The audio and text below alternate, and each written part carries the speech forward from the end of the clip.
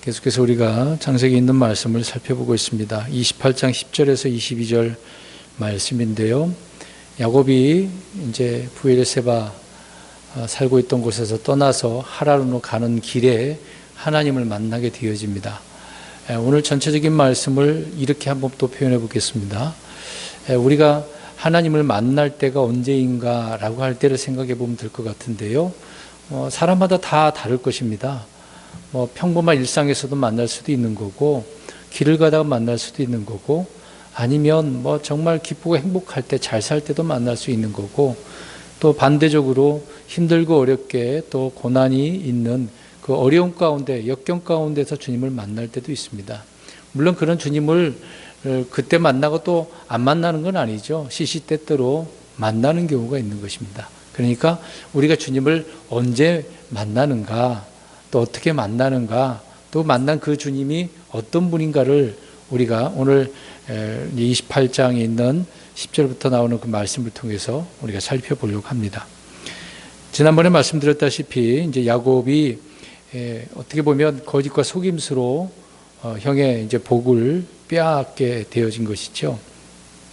근데 이제 속임수로 이렇게 빼앗았는데, 만약에 그런 상태에서 바로 그냥 하란으로 도망가 버렸다라고 생각해 보십시오. 그러면 그 도망자의 입장에서는 정말 뭔가 계속해서 당사자에게는 어떤 이것이 계속 생각이 이제 떠오를 수밖에 없는 것이지 않습니까?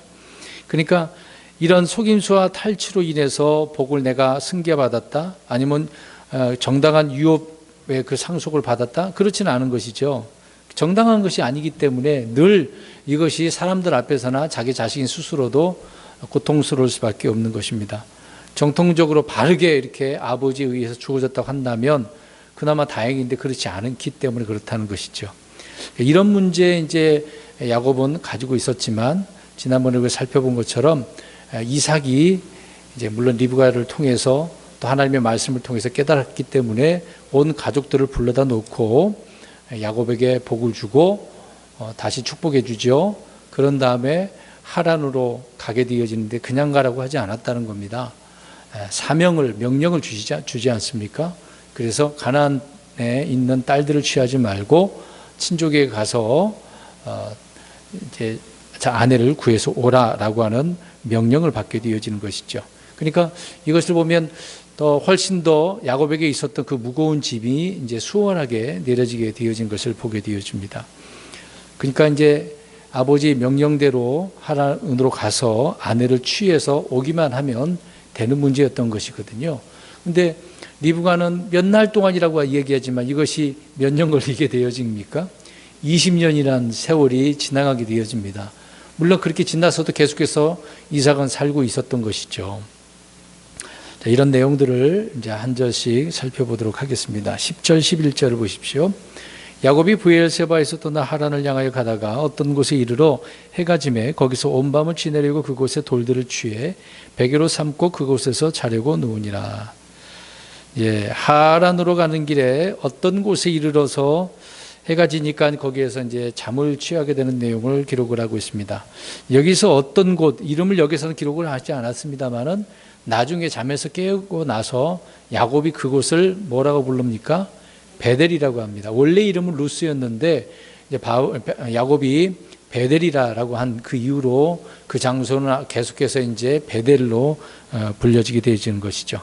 아무튼 이곳에서 해가 지매 온 밤을 지내려고 돌들을 취해서 베개로 삼고 잠을 취했다라고 이야기를 하고 있는 겁니다.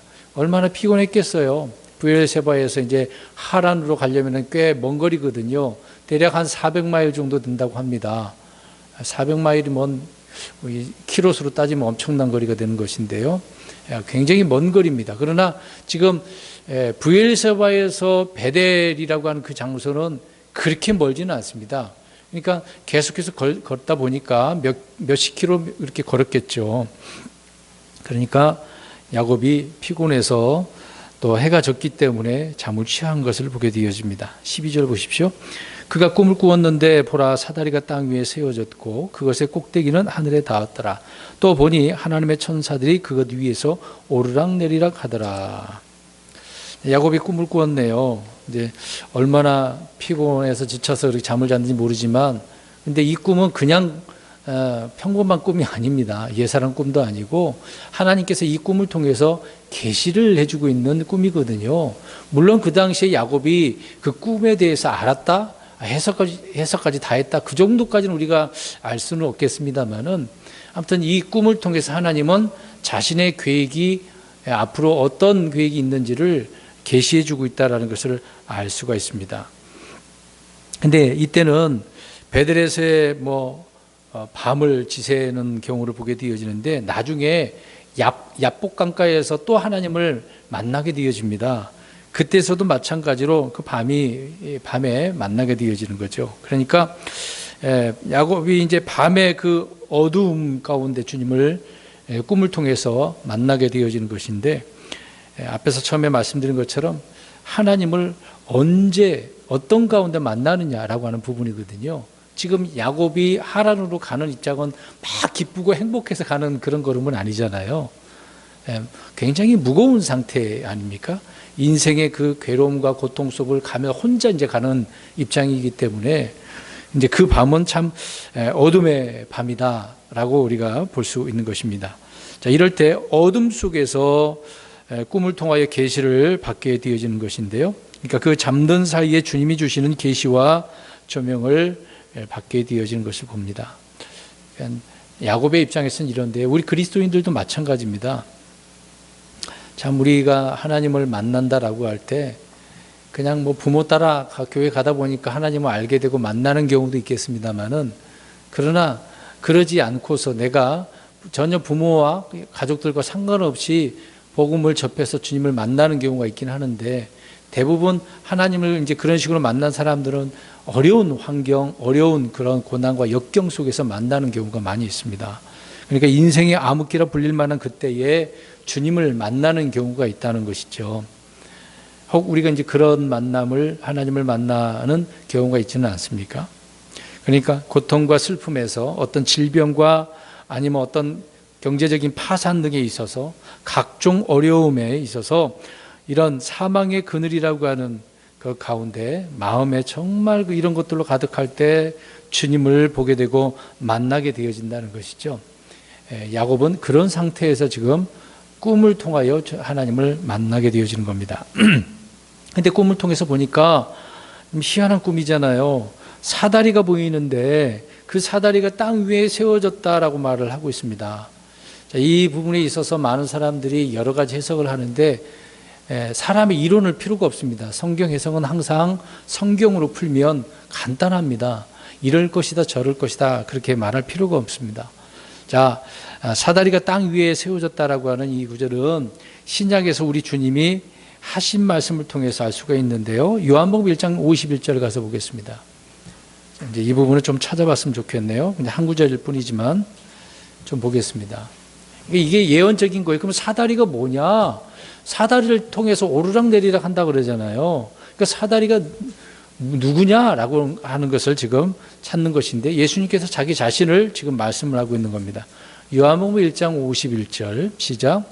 또 그에게 이르시되 진실로 진실로 내가 너희에게 이르노니 이후로는 하늘이 열리고 하나님의 천사들이 사람의 아들 위에서 오르락내리락 하는 것을 너희가 보리라 하시니라. 요한복음 1장 51절이죠. 자, 사다리는 누구 위에서 오르락내리락 한다는 얘기예요? 금방 읽었잖아요. 하나님의 천사들이 오르락내리락 하는데 누구 위에서라 그래요? 사람의 아들. 그럼 사람의 아들은 누굽니까? 예수님이시죠. 인자, 사람의 아들은 예수님이십니다. 그러니까 예수님께서 자기 자신이 지금 사다리다라고 이야기를 하고 있는 거예요. 그러니까 야곱이 꿈은 계시라고 말씀드렸지 않습니까? 누구를 계시하고 있는가라는 것을 알 수가 있습니다. 그러면 우리가 이것을 통해서 생각해 보면, 예수님은 사람이시잖아요. 그 사람으로서 이 땅에 오셔서 땅 위에 세워지셨고, 또 하나님이신데 하나님으로서 하늘에 닿으신 분이시잖아요. 하늘에서 이 땅에서 내려오시고 언제든지 올라가시는 분이시니까. 그러니까 예수님은 하늘과 땅을 잇는 유일한 사다리예요. 사다리. 유일한 사다리인 것입니다. 하늘의 천사들은 그래서 이 땅에 내려오려면 누구를 통해서 내려오는 거죠? 예수님을 통해서. 그러면 이 땅에 사는 사람들은 하늘로 올라가려면 누구를 통해서? 예수님을 통해서 올라가는 거죠. 그러니까 예수님이 나는 길이요 진리요 생명이라고 그러잖아요. 또 나는 양의 문이다 라고 표현하지 않습니까? 예수님이 길이고 문이고 출입을 할 수 있는 것이 그 분이 그 사다리가 예수님이다라는 것을 알 수가 있습니다. 그러니까 다른 해석을 필요 없는 거죠. 요한복음 1장 15절만 보면 오르락내리락 하는 거잖아요. 하늘로 땅으로 오르락내리락 하는 것은 오직 예수님을 통해서다. 그러니까 예수님을 통하지 않고서는 하늘로 갈 수 있어요? 없어요. 그러니까 구원도 마찬가지지 않습니까? 예수님을 통해서 우리가 구원받는 거지 예수님이 아니면 구원받을 길이 없는 거죠. 그러니까 중요한 것은 예수님이다 라는 것을 말씀해 주고 있는 겁니다. 13절 봅니다. 창세기 28장 13절 또 보라 주께서 그 위에 서서 이르시되 나는 주니 곧 내 조상 아브라함의 하나님이요 이삭의 하나님이니라.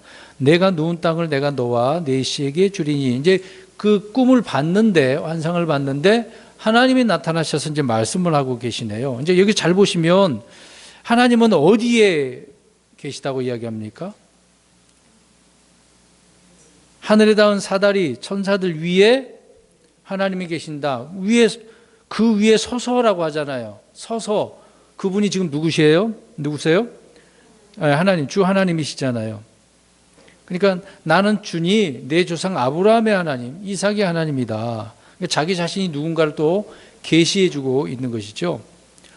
자, 이렇게 주님께서는 자기를 이렇게 계시를 하고 있는데 항상 하나님은 아브라함에게도 이삭에게도 야곱에게도 이렇게 자기 자신을 계시하고 있다는 것입니다. 우리 신약 성도들은 예수님이 하나님이시니까 예수님을 본 자는 하나님을 본 거다. 우리는 예수님을 실제로 눈으로 보지는 않았습니다만은 성경 말씀을 통해서 하나님을 볼 수 있고 알 수 있는 것이죠. 그래서 그분이 나의 하나님이다라고 고백을 하죠. 우리는 이제 양자로서 아바 아버지라고 우리는 부르는 것입니다. 계속해서 13절 보시면 하나님께서 야곱에게 내가 누군 땅을 내가 너와 내 씨에게 주리라 라고 말씀을 하고 있습니다. 근데 이 말씀은 이미 이삭을 통해서 해 주시는 말씀이잖아요. 그러니까 하나님께서 이 땅을 주신다는 복을 미리 이삭을 통해서 받았습니다. 근데 하나님께서 또 말씀을 하고 있는 것이죠. 우리는 여기서 중요한 것을 생각해 볼 수가 있습니다. 그러니까 이삭이 똑같은 말씀을 복을 이제 축복을 하면서 해 주었고 그 해 주었을 때 그거는 누구 말씀이었겠어요? 이삭이 스스로 했겠습니까? 아니죠.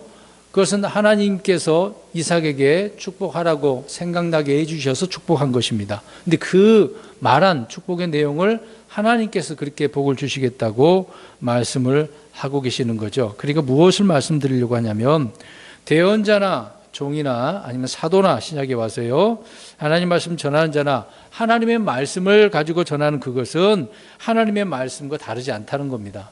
근데 사람의 말이라고 한다면 문제가 있는 것이죠. 잘못된 것이죠. 그 말씀을 하나님도 하셨다라고 똑같이 하셨다라고 하는 것은 하나님의 말씀이라는 것이지 않습니까? 그러니까 천사가 하는 말이나 대언자들이 하는 말이나 사도들이 한 말은 다르지 않다. 누구의 말씀이니까? 하나님 말씀이니까. 그래서 중요한 거예요. 강단에서도 지금은 목사가 교사교원 목사가 말씀을 선포합니다. 그 말씀이 하나님의 말씀을 그대로 전하면 누구의 말씀입니까?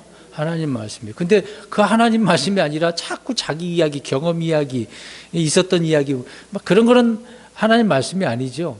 그냥 자기 자랑일 뿐인 것입니다. 자, 이 땅에서 성경을 통해서 우리 듣는 말씀에 우리는 만족하지 못해서 직접 주의 음성을 듣고자 하늘에 간다 할지라도 하나님의 말씀은 다르지 않습니다. 기록된 말씀이 누구 말씀이니까? 하나님 말씀이니까. 여기서나 하늘에 가서나 그 말씀은 그 말씀이라는 거죠. 그런데 그 야곱은 땅에 대한 이런 약속을 받고 있네요. 이 땅은 이스라엘 백성들에게 유대인들에게 주어진 것입니다. 우리 믿는 자들에게는 땅의 복이 아니라 하늘의 영적인 처소들에 있는 영적인 복인 것이죠. 그걸 항상 여러 번 말씀드리지만 구분을 잘 하셔야 되는 겁니다. 그래서 이 땅의 약속은 문자 그대로 성취되는 성취될 주님의 약속이었던 것이죠. 이미 주셨고 또 그들에게 주신다고 하셨던 것이기 때문에 그렇습니다. 14절 보시기 바랍니다. 내 씨가 땅에 티끌같이 되어 내가 서쪽과 동쪽과 북쪽과 남쪽으로 널리 퍼지며 너와 내 씨 안에서 땅의 모든 가족들이 복을 받으리라. 하나님께서 야곱에게 동서남북으로 다 퍼지게 된다고 하시죠. 그러니까 다산의 복을 약속하신 겁니다. 이것 역시 누구를 통해 들은 말씀이에요? 이삭을 통해서. 이삭이 이미 해줬던 말씀인 거죠. 그러니까 야곱이 아버지 이삭에게 들은 말은 사람의 약속이 아니라 하나님의 약속이고 하나님의 말씀이었다는 것을 알 수 있습니다. 창세기 13장 16절에도 그렇게 말씀을 아브라함에게 해 주셨던 적이 있었기 때문에 계속해서 아브라함, 이삭, 야곱에게 똑같이 자신을 계시하시면서 이렇게 알려주시고 있는 거죠. 그래서 후에 하늘의 별과 같이 해변의 모래같이 땅의 티끌처럼 그 씨를 번성케 하시는 말씀이었던 것이죠. 그래서 하나님은 아브라함의 복이 그대로 야곱에게 계승되었다라는 것을 확증해 주고 있는 것입니다. 그러니까 아브라함의 하나님, 이삭의 하나님, 야곱의 하나님, 산자의 하나님이라는 거죠. 살아계신 하나님이라는 거죠. 계속해서 14절 보십시오. 너와 내 씨 안에서 땅의 모든 가족들이 복을 받으리라. 자, 씨 안에서 땅의 모든 가족들, 이거 중요한 부분이죠. 꼭 유대인만 말하는 게 아닙니다. 자, 하나님은 같은 말씀을 아브라함, 이삭, 야곱에게 반복하셨는데 이는 약속의 상속이요 복의 상속이기 때문에 그렇습니다. 그런데 이 약속과 복은 예수 그리스도를 통해서 성취되어진다는 것이죠. 그 씨는 누구라고 했습니까? 예수 그리스도이신 거죠. 아브라함의 복은 예수 그리스도를 통해서 믿는 모든 사람들에게 임하는 거다 말씀을 하고 있습니다. 그러니까 지금 저와 여러분들도 주 예수 그리스도를 믿으면 아브라함의 복이 예수님을 통해서 주어지게 되어지는 것이죠. 그래서 땅의 모든 족속, 땅의 모든 민족들, 땅의 모든 가족들이 복을 받는다라고 말씀을 하고 있는 것입니다. 하나님께서 약속하신 아브라함의 복은 그래서 아브라함의 직계 혈통인 이삭, 야곱만 받는 것이 아니라는 것입니다. 다시 말씀드립니다. 그리스도 예수 안에서 땅의 모든 가족이 다 받는다. 그러니까 예수님 안에 있지 않는 자들은 이 복을 받을 수 있어요, 없어요? 없다라고 하는 것을 알 수 있습니다. 15절입니다.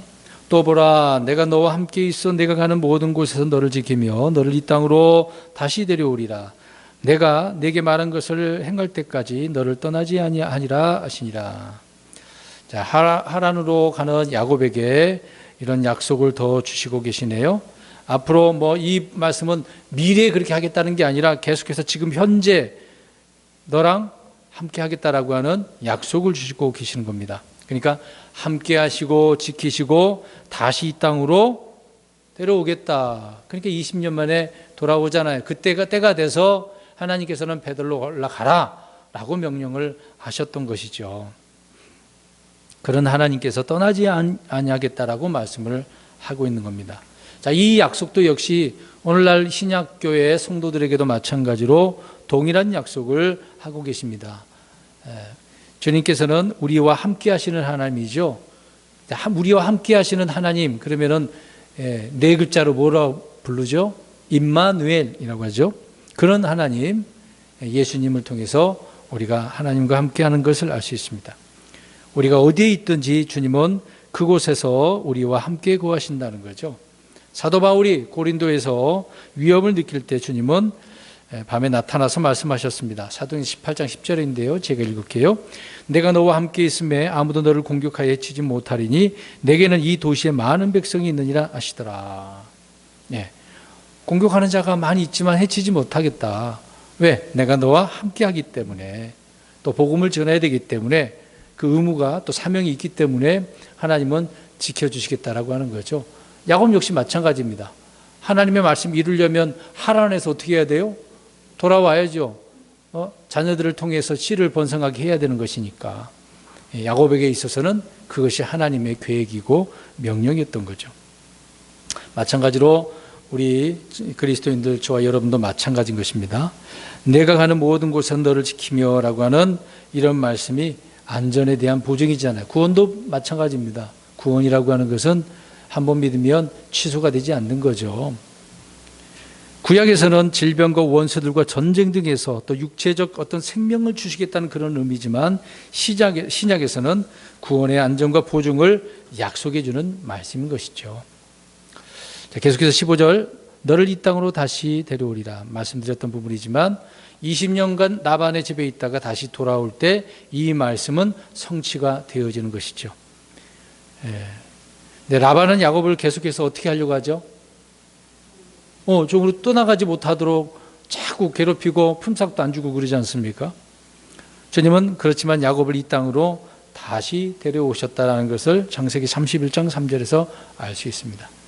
후에 라반에게서 떠난 야곱은 이제 그런 과정이 이집트에서 나온 이스라엘 백성들, 그러니까 출애굽의 모형이 될 수 있는 거죠. 또 구원받을 때도 마찬가지잖아요. 이스라엘 백성들이 이집트에서 구원받는 그런 과정. 우리도 마찬가지로 저 세상으로부터 또 사탄으로부터 또 지옥으로부터 구원받는 과정도 이런 부분이라고 하는 것을 이해가 영적으로 표현한다면 그렇게 이해할 수가 있습니다. 아무튼 훗날 야곱은 이집트로 내려갈 때 다시 한번 이 약속의 말씀을 한 번 더 받습니다. 이 말씀 또 창세기 46장 4절에 나옵니다. 그때 가서 우리는 살펴보기로 하죠. 계속해서 15절에 내가 너를 떠나지 아니하리라 라고 말씀을 하고 있습니다. 그러니까 어떤 위험에 처할 때마다 하나님은 떠나지 않고 계시겠다는 거죠. 근데 이런 일들을 야곱은 많이 체험을 했습니다. 그냥 평탄만 하지는 않았거든요. 돌아올 때도 형 돌아왔지만 에서를 만나는 과정도 얼마나 두려웠습니까?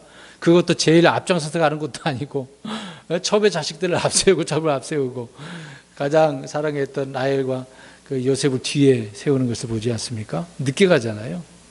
그러니까 그만큼 인생이 야곱에게 있어서는 힘들고 어려운 인생이었다는 것을 알 수가 있습니다. 그럼에도 하나님은 떠나셔요? 안 떠나셔요? 안 떠나셔요. 하나님이 이렇게 한번 말씀하시면 그대로 행하시는 하나님이에요. 단지 내가 사람이 그걸 못 느낄 뿐이죠. 하나님이 가만히 계시면 하나님 안 계시는가? 나와 함께 하지 않는가? 사람들은 막 그래요. 본인이 하나님을 떠난 경우는 있어도 하나님은 떠나지 않아요. 야곱에게 그랬던 것처럼 주를 믿는 모든 자들도 마찬가지입니다. 하나님을 절대로 떠나시지 않죠. 그래서 우리 그리스도인들에게도 이런 약속이 동일하게 적용되어지는 거죠. 히브리서 13장 5절에 너희의 행실을 탐욕이 없게 하고 너희가 가진 것들로 만족하라. 그분께서 이르시되 내가 결코 너를 떠나지 아니하고 너를 버리지 아니하리라 하셨느니라. 이 말씀을 인용해서 지금 히브리서 기자도 말씀하고 있잖아요. 결코 떠나지 않겠다. 이걸 기억하십시오. 나 혼자가 아니라는 거. 정말 우리는 극단적인 어려움이 환경이 있을 수도 있습니다. 그럼에도 불구하고 주님은 안 떠나셔요. 함께 하십니다. 16절 보겠습니다. 야곱이 잠에서 깨어 이르되 주께서 분명히 이곳에 계시거늘 내가 그것을 알지 못하였도다 하고는, 이제 야곱이 주님을 만나서 말씀을 듣고 나서 잠에서 깨어났네요. 근데 잠에서 깨어났는데 이 꿈이 잊어버리겠습니까? 얼마나 생생했겠어요. 느부갓네살도 꿈을 꿨지만 그 꿈을 잊어버리나요? 생생하게 기억하죠. 근데 우리가 꿈을 정말 신비로운 그런 꿈을 꾸면 평생을 안 잊어버리잖아요. 특히 여성 가운데 자녀를 임신하거나 낳게 되었을 때 무슨 꿈을 꾼다고 하죠? 태몽. 잊어버릴 수 있습니까? 절대 안 잊어버리죠. 야곱도 마찬가지입니다. 그 순간이긴 하지만 야곱은 잠에서 깬 후에 정신이 없었던 것이 아니라 맑은 정신으로 고백을 하고 있는 거죠. 그래서 분명히 이곳에 주께서 계시거늘 내가 그것을 알지 못하였도다 라고 고백을 하고 있습니다. 사람들은 야곱과 같이 주님께서 계시지만 잘 알지 못하죠. 앞에서 말씀드린 것처럼 하나님이 살아계시는 거 맞아? 이런 경우죠. 예전에 우리가 영화 한 편 본 적이 있지 않습니까? 어떤 이제 그 교수가 있었는데 하나 신은 없다 죽었다라고 하는 그 교수가 있었잖아요. 근데 그 교수가 이제 원래는 교회 다니고 주님을 믿었던 사람이지만 자기 어머니가 병이 들었는데 기도했는데 하나님이 안 고쳐줬다는 이야기죠. 물론 우리가 기도한다고 하나님께서 무조건 들어줄 이유는 없지만 아무튼 자기 소원을 안 들어주니까 그 이후로부터 하나님은 죽었다, 없다, 믿을 필요도 없다. 그래서 대놓고 강의를 하면서 하나님은 죽었다라고 하지 않습니까? 그럴 정도로 사람들은 그런 극단적인 생각을 할 때가 있거든요. 그러니까 이제 그것을 내 기도를 들어주면 계시고 안 들어주면 안 계시는 이런 일이 벌어지는 겁니다. 지금도 그러잖아요. 성도들이 힘들고 어려울 때 내 기도 안 들어주면 나 교회 안 나가. 나 하나님 안 믿어. 그냥 이대로 살래.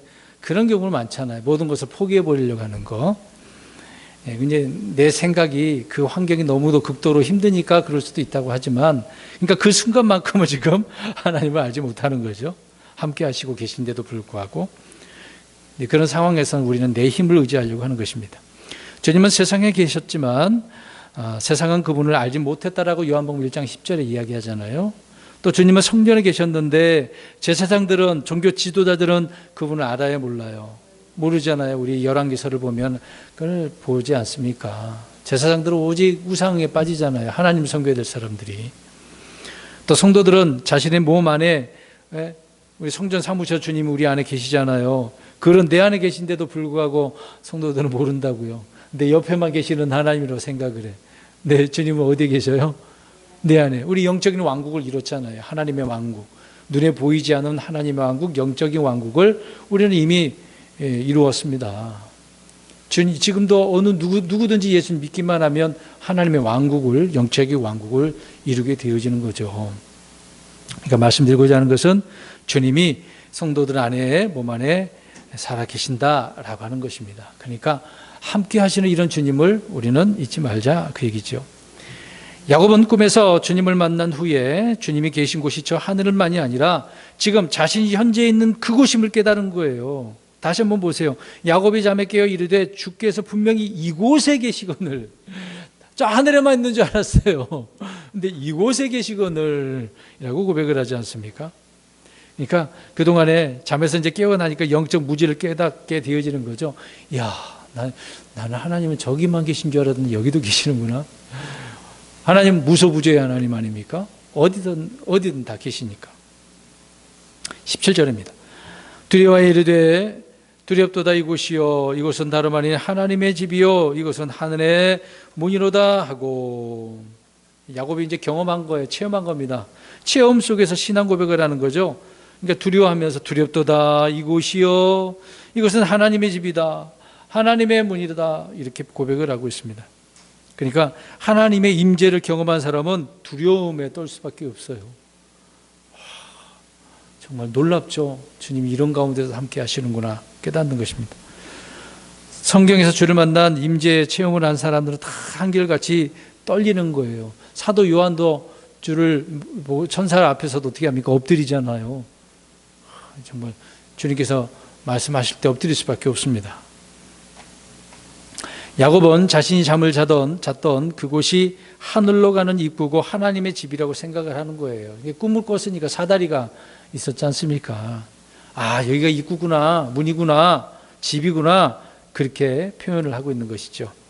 그러니까 야곱이 말하는 하나님의 집, 하늘의 문은 장소가 아니라 앞에서 말씀드린 것처럼 누구예요? 예수 그리스도, 주 예수 그리스도, 사다리이신 예수 그리스도. 하나님의 집, 하늘의 문, 장소가 아니라 예수 그리스도다. 지금 그곳에 계시다고 해서 그것만 하면 안 돼요. 예. 18절 19절입니다. 야곱이 아침에 일찍 일어나 베개로 삼았던 돌을 가져다가 기둥으로 세우고 그 위에 기름을 붓고 그곳의 이름을 베델이라 하였더라. 그러나 그 도시의 이름은 처음에 루스라 하였더라. 아침 일찍 일어나서 밥부터 먹은 게 아니죠. 한 일이 무엇입니까? 베개로 삼았던 돌을 가져다가, 그 돌이 얼마나 큰 건지 몰라요. 작은 건지 큰 건지는 어느 정도 컸던 것 같아요. 아주 조그마한 거 갖고 베개를 삼지는 않았겠죠. 근데 그 돌을 기둥으로 세웠네요. 거기에다가 기름을 붓는 것을 봅니다. 그러니까 짐승 희생물을 거기다 바친 게 아니죠. 그냥 돌 위에다가 기름을 부었어요. 그래서 그것을 베델이라고 부른 것이죠. 자, 사다리와 문, 집, 돌은 누구를 예표하는 의미가 되겠습니까? 다 예수 그리스도를 말하는 거예요. 자, 사다리, 문, 집, 지금 돌도 나왔잖아요. 근데 이 돌 그러면 예수님만 그렇게 하지는 않겠죠. 예수님은 하늘과 땅을 잇는 사다리시고 돌도 되시는 분인데 사람들은 그걸 또 모방할 때도 있습니다. 예수님은 이렇게 좁은 문, 하늘의 문, 또 양들의 문 그렇게 표현을 하고 있습니다. 그러니까 성전이시고 집을 짓고 세우시는 분, 또 반석이시고 살아있는 돌이라고 하지 않습니까? 저와 여러분은 어떤 돌이에요? 살아있는 영적 돌이죠. 야곱이 자신의 베개로 사용했던 돌의 기름을 부음으로 기름 부음 받은 예수 그리스도 그분을 통해 세워지는 예표적으로 교회를 우리가 알 수가 있습니다. 그러니까 짤막한 내용이지만 많은 영적인 내용을 여기에서 계시적으로 포함해서 말씀을 하고 있다는 것이죠. 그러니까 돌을 기둥으로 삼아서 증표를 삼거나 맹세의 증거, 표적으로 삼는 일은 성경에서 이런 일들이 많이 나오는 겁니다. 근데 다만 돌에다가 기름을 붓는 일은 흔하지가 않았어요. 야곱은 돌에다가 기름을 부었습니다. 훗날에도 이 일을 언급하면서 하시면서 명령을 주셔서 그렇게 하시죠. 했습니다. 야곱은 이렇게 나중에 다시 한번 이곳에 돌기둥을 세우고 거기에 음료 헌물과 기름을 부었다라고 창세기 35장 14절에 말씀을 하고 있습니다. 그러면서 하나님을 경배한 것이죠. 아주 단순한 겁니다. 근데 앞에서 잠깐 이야기했던 부분이지만 사람들이 이 돌을 모방해요. 예수님은 뜨인 돌, 흰 돌 그렇게 표현하지 않습니까? 이제 이런 것처럼 사람들도 어떤 이방 종교도 돌을 사용을 합니다. 잠깐 이야기하면은 이 무슬림 사람들도 메카에 검은 돌이 있어요. 검은 돌. 그들에게도 그런 귀한 돌이 또 있습니다. 또 이제 그 가톨릭의 베드로 성당에서 가도 보면 검은 이제 오벨리스크라고 하는 돌이 있습니다. 오벨리스크는 무슨 기둥같이 생긴 그런 돌이거든요. 거기에서 기도하거나 만지기도 하고, 이제 그들 나름대로 성지순례 할 때 이렇게 지나가면서 만지기도 합니다. 불교에서도 보면 종이 많이 있는데 그 지나가면서 이렇게 만지면서 돌아가잖아요. 그런 의미라고 보시면 될 것 같네요. 그 외에 굉장히 델피의 돌도 있고, 오른테스의 돌도 있고, 어떤 페시누스의 사각바위도 있고, 별의별 그런 돌 바위를 말하는 게 또 많이 있습니다. 그러니까 항상 모방을 해요. 세상은 주님과 뭔가 모방을 해가지고 자기의 것들을 뭔가 부각시키려고 하는 것이죠. 어떻게 보면 자꾸 형상을 만들고 세우기를 좋아하는 사람들을 보게 되어집니다. 자, 주님은 우리에게 흰 돌을 주시겠다고 약속하셨고 우리 모든 크리스천은 살아있는 돌들로서 영적인 집으로 지어진 것이다 라고 말씀을 하고 있는 겁니다. 그러니까 돌이 별거 아닌 돌은 아니죠. 그러니까 야곱이 베개 삼았던 돌을 기둥 삼았다라고 하는 의미를 그렇게 우리가 생각해 본 것입니다. 자, 그것의 이름을 베델이라 불렀는데요. 자, 중요한 부분입니다. 베델, 누구를 만난 곳입니까? 주님을 만난 곳이죠. 주님을 만난 곳입니다. 성경에서 예루살렘 다음으로 많이 등장한 곳이 바로 이 베델이라고 하는 것인데요. 모세오경에도 보면 예루살렘보다 베델이 더 중요했습니다. 굉장히 중요한 그런 장소였었습니다. 야곱이 하나님을 만난 장소였기 때문에. 그래서 하나님께서 창세기 31장 13절에 나는 베델의 하나님이라 이런 말씀도 하셨어요. 그러니까 중요한 장소거든요. 다시 말씀드립니다. 베델은 누구를 만난 장소? 주 하나님을 만난 장소였습니다. 거기에서 말씀하셨던 곳이고 또 훗날 이스라엘 이곳을 성소로 삼은 적이 있습니다. 사무엘상 10장 3절이에요. 그런데 문제가 생겼습니다. 그런데 그 이후에 이스라엘이 남북으로 갈라진 후에 이 베델은 어떤 장소가 된 줄 아십니까? 금송아지를 섬기는, 송아지를 만들어 놓고 우상 숭배하게 되는 장소가 되어버렸던 거예요. 여로보암이 저 북쪽 단과 남쪽 최남단이 되겠죠. 북이스라엘의 이 베델에다가 송아지를 놓고 하나님이라고 저 예루살렘 가지 말고 여기서 섬기라고 그렇게 했던 곳입니다. 그러니까 하나님을 만난 곳, 말씀을 들은 곳, 이러한 장소가 어떻게 변했어요? 그러니까 그만큼 그 장소, 하나님의 말씀한 곳, 그들이 이제 신뢰하지 않았기 때문에 하나님과 관계없는 삶을 사니까 이런 일이 벌어지게 되어지는 겁니다. 물론 이런 장소가 아니더라도 우리는 하나님을 만난 특정한 그런 직들이 다 있지 않겠습니까? 그 장소가. 근데 그 귀한 장소를 우리는 뭐 생각하기도 하고 추억하기도 합니다. 근데 그런 장소가 이런 우상의 장소가 됐다고 한다면 어떻겠어요? 마음 아픈 것이죠. 네. 아무튼 이 중요한 장소에서 주님을 만나고 말씀을 들었던 곳이라는 것을 야곱이 우리에게 말씀을 해주고 있는 것입니다. 20절, 22절 보겠습니다. 야곱이 소원하여 이르되 하나님께서 나와 함께 하셔서 내가 가는 이 길에서 나를 지키시고 먹을 빵과 입을 옷을 내게 주사 내가 평안히 내 아버지 집으로 되돌아오게 하시면 주께서 나의 하나님이 되시고 내가 기둥으로 세운 이 돌이 하나님의 집이 되며 하나님께서 내게 주실 모든 것에서 10분의 1을 내가 반드시 하나님께 드리겠나이다 하였더라. 자, 야곱이 기름을 붓고 거기다가 감사하고 경배하고 찬양하는 대신에 지금 무엇을 하고 있어요? 소원을 빌고 있어요. 소원을 하고 있는 거죠. 자, 이 부분을 우리가 좀 생각해 보려고 합니다. 사실 이 내용을 보면 저도 좀 이해가 안 된 부분이 있었던 거거든요. 왜 이렇게 소원을 하면서 하나님 앞에 아뢰고 있을까? 왜 이럴까? 이제 궁금증을 가진 적이 있었습니다. 이 서원에 대해서 좀 우리가 생각해 보려고 하는데, 서원은 하나님께 하는 맹세의 언약이, 사람이 하나님 앞에 서원한다는 것은 내가 이렇게 하겠습니다라고 하는 맹세의 언약이거든요. 근데 야곱은 지금 하나님께 어떻게 서원을 한 줄 아십니까? 일종의 흥정을 하고 있어요. 서원과 기도는 흥정과 거래 협상이라고 할 수도 있는데 지금 야곱이 그런 식으로 하고 있다는 겁니다. 주님께 어떤 조건을 제시하고 들어주시면 뭔가를 하겠다라고 하고 있는 거예요. 사실 우리는 하나님 앞에 서원할 때 하나님이 안 해줘도 우리는 그 서원을 이행하려고 하는 부분이 있거든요. 우리가 흔히 말하는 이제 개신교 입장으로 생각하면 우리가 작정기도 하지 않습니까? 그걸 통해서 하나님 이렇게 해주면 이렇게 하겠습니다라고 하는 건 아니잖아요.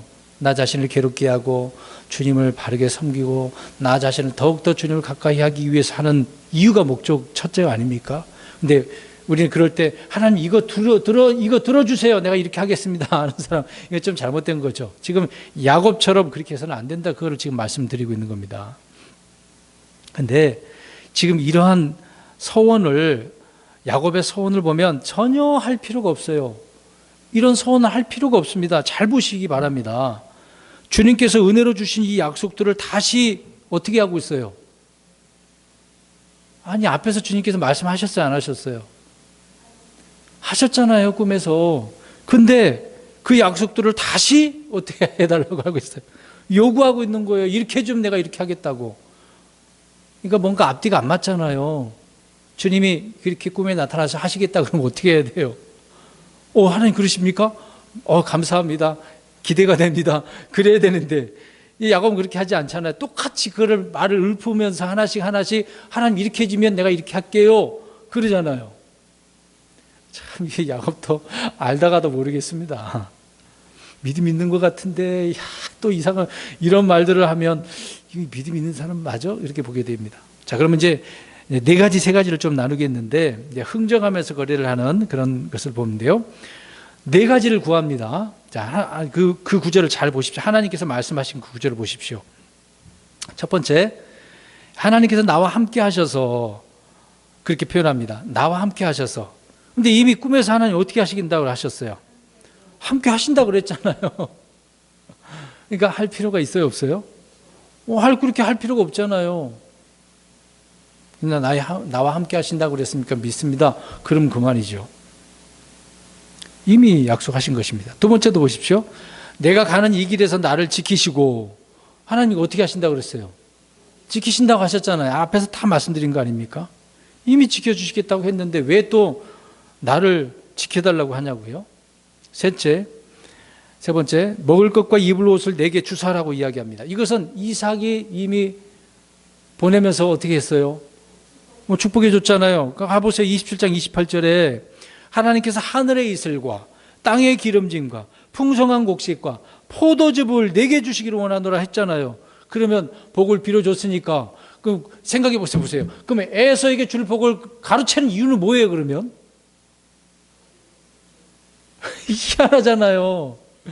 그 복을 빌어주고 내게 그대로 임할 줄로 믿고 그렇게 받으려고 가로챈 거잖아요. 그런데 지금 이 복을 또 달라고 지금 할 필요가 뭐가 있습니까? 그러니까 앞뒤가 안 맞는 그런 내용을 보죠. 주님은 물질적인 것과 풍요를 주실 것을 약속을 해 주셨습니다. 그럼 네 번째도 보십시오. 이제 네 가지 구한 거예요. 내가 평안히 내 아버지 집으로 되돌아오게 하시면, 이미 하나님께서 15절에 어떻게 이 땅으로 다시 데려올게 이런 말씀하셨지 않습니까? 근데 되돌아오게 하시면 그만 안 돌아오게 하면 이상하잖아요. 왜 이렇게 하냐고요. 왜 그냥 하라로 가가지고 이 강도 만나고 죽으면 끝나는 거 아니에요? 참 이게 알다가도 모르겠네요. 뭐 한 치 앞도 모르는 우리 인생이긴 하지만 하나님께서 약속하셨으면 반드시 어떻게 하겠습니까? 이루시는 거잖아요.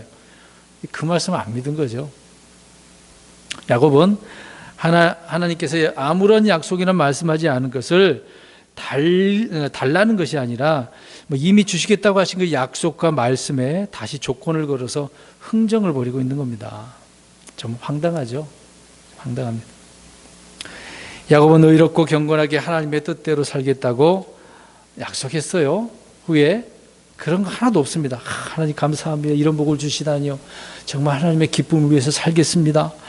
정말 영적인 그런 사람으로 살겠습니다. 그런 내용이 있나요? 나오나요? 하나도 안 나와요. 하나도 안 나와. 형하고 친하게 지낼 거예요. 형을 사랑할게요. 그런 내용도 하나도 안 나와요. 야곱이 원하는 것은 지금 오직 뭐에 대한 거예요? 자기 자신의? 아니, 일신에 관한 게 그게 전부 다예요. 안정과 먹고 사는 것, 무사히 고향으로 돌아오는 것, 자기 안위밖에 없어요. 다른 건 없어요. 정말 지극히 너무 이기적이다. 자기밖에 없네요. 사람이 어느 날 꿈이나 환상을 통해서 이런 체험을 했다고 해서 그 사람이 갑자기 막 훌륭한 믿음을 가지는 거 아니죠. 이런 경험을 계속해서 해서 점점 좀 잘하는 것이죠. 성품도 변하고 영적인 성장도 있게 되어지는 거 아닙니까? 그러니까 체험도 우리가 해야 될 필요성도 있지만 체험했다고 해서 내 믿음이 막 좋아진 건 아니거든요. 우리가 또 마찬가지입니다. 킹제임스 성경을 통해서 진리의 말씀, 교리를 바르게 배웠다고 해서 그게 다가 아니거든요. 들었으면 배워서 지식이 있으면 어떻게 해야 되겠습니까? 그 말씀대로 살아야죠. 살지도 않으면서 나 다 알아, 다 했어.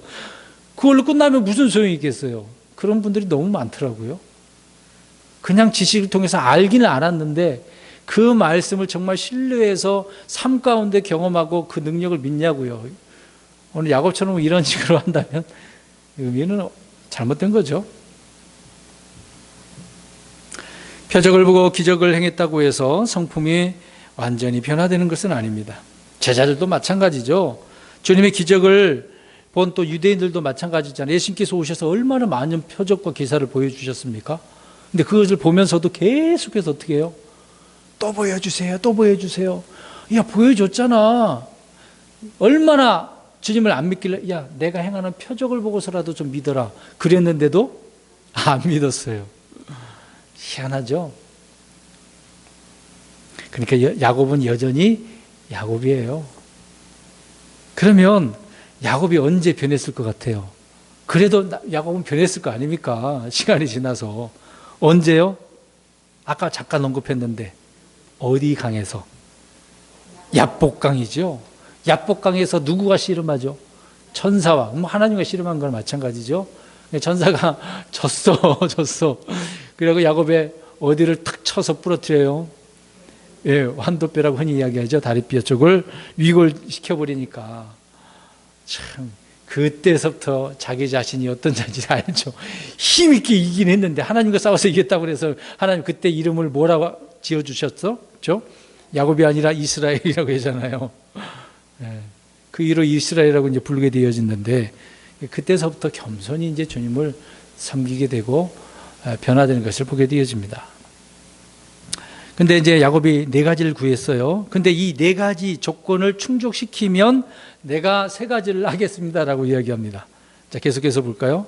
자, 3가지 약속, 자기가 한 약속은 첫 번째로 주께서 나의 하나님이 되시고, 자, 그럼 이렇게 생각해 보겠습니다.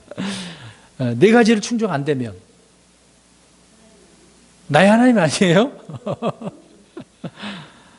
참, 야곱은 아브라함의 하나님, 이삭의 하나님, 나의 하나님이 될 것이라고 이야기하네요.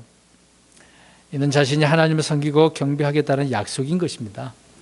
야곱은 서원을 들어주시면 주님을 자기 하나님으로 삼겠다고 어떻게 보면 선심 쓰듯 이런 신자가 될 것이라고 약속을 하고 있네요.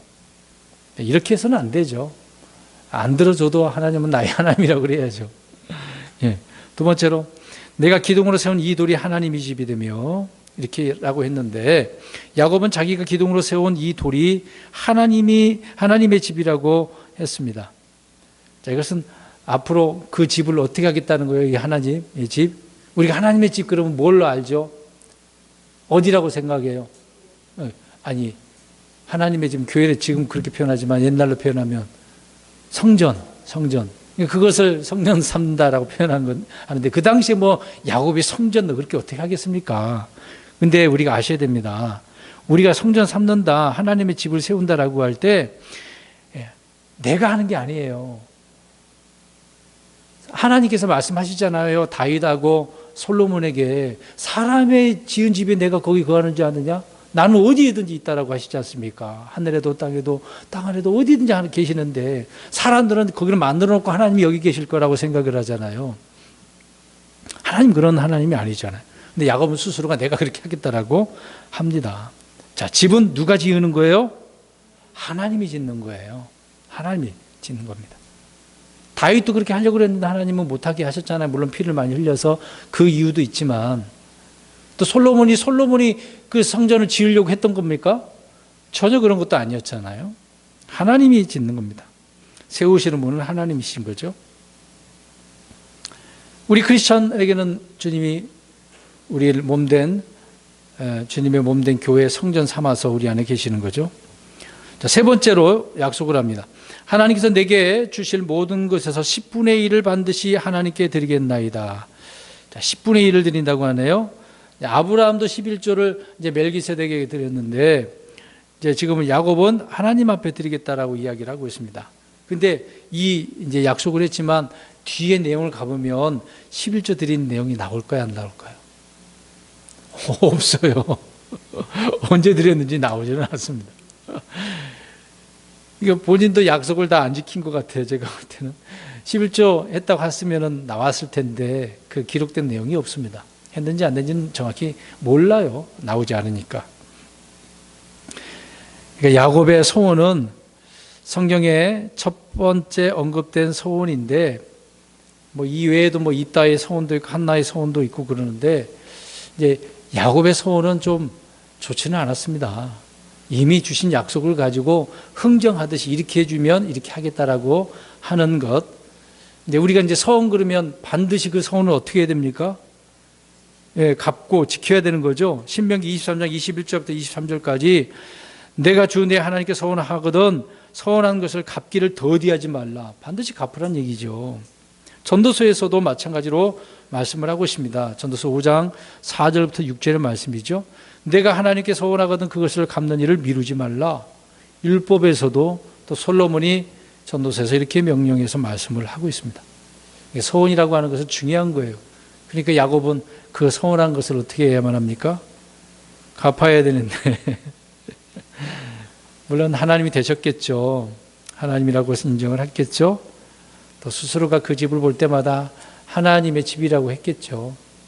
네. 야곱은 하나님께 소원했는데 주님은 그의 요구를 다 들어주셨습니다. 약속해 주셨는데 그렇게 하더라도 또 들어주셨죠. 그러니까 야곱이 소원을 하지 않다고 하더라도 자신이 구했던 것을 충분히 다 얻을 수 있었던 것입니다. 이미 약속하셨기 때문에. 그러니까 이런 것을 생각해 보면 우리는 불신과 조급함, 두려움으로 인해서 전혀 필요 없는 어리석은 이런 서원을 할 때가 있어요. 그래서는 안 된다는 겁니다. 우리가 이게 서원도 지혜롭게 믿음으로 잘 해야 됩니다. 무턱대고 저질렀다가는 큰일 나는 거예요. 저질렀다가 안 하는 경우가 많잖아요. 예, 그래서 그런 문제는 누구에게 먼저 물어보고 하나님 앞에 기도해보고 그렇게 좀 생각한 다음에 해야 되는데 막 기분적으로 감정적으로 하는 경우가 많거든요. 절대 그래서는 안 되는 겁니다. 하란으로 가다가 밤에 야곱을 만나 주신 그 하나님, 그분이 바로 우리가 믿고 섬기는 하나님인 것입니다. 그러니까 야곱이 섬겼던 하나님, 우리가 알고 있는 하나님 다른 분인가요? 예, 동일하신 주 하나님이시죠. 성부, 성자, 성령, 예, 그런 하나님을 우리가 섬기고 있습니다. 자, 오늘 말씀을 요약합니다. 사다리는 누구를 말하고 있다? 예수 그리스도를 말하고 있다. 그러니까 예수님이 하늘과 땅을 잇는 사다리이시다라고 말하고 있는 거죠. 또 그것을 이제 베델이라고 지었지만 하나님의 집, 하늘의 문이라고 이야기합니다. 이것은 장소가 아니라 예수 그리스도를 말하고 있다. 또 대언자나 사도들이나 종들이 하나님 말씀을 받아서 전하는 것은 하나님께서 직접 하시는 그 말씀과 어떻다? 동일한 말씀이다. 그리고 약속의 상속과 복의 상속은 누구를 통해서 모든 족속들에게, 사람들에게 주어지는 겁니까? 예수 그리스도를 통해서.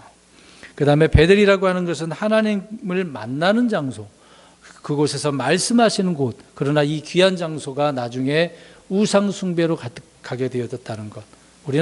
우리가 주님을 그 만난 장소를 우상의 그런 장소는 만들지 않고 오직 주님을 섬기고 주님을 기억할 수 있는 그런 장소가 되어야 된다는 거죠.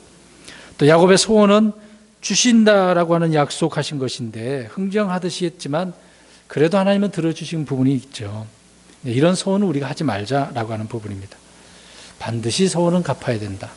자, 이런 내용을 우리가 살펴보았습니다. 아무튼 베델에서 하나님을 만난 야곱을 우리가 살펴보았습니다. 기도하겠습니다.